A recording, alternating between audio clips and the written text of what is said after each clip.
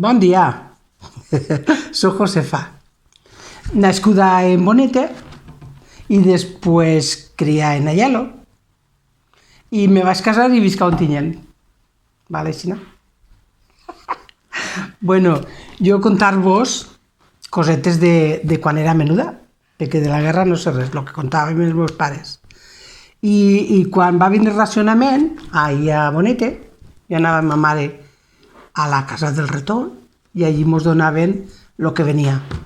Formatge de bola, lentilles, llet en pols, no recorde què més perquè ho avorrit tot.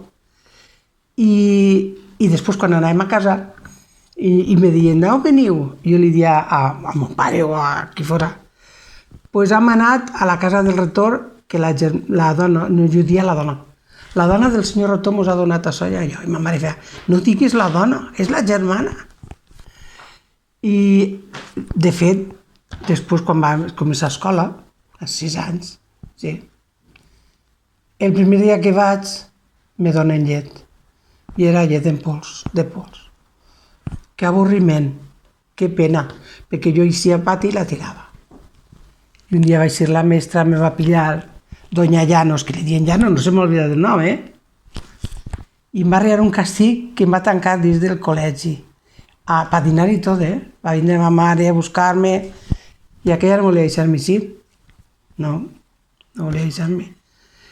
Entonces, llet en pols, la veritat és que si pot ser, no en vull. Ni llet, ni formatge de bola, lentilles sí. I no sé què més era.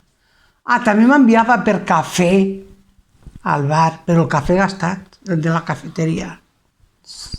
Entonces mos envien això. I ja no sé què més dir-vos.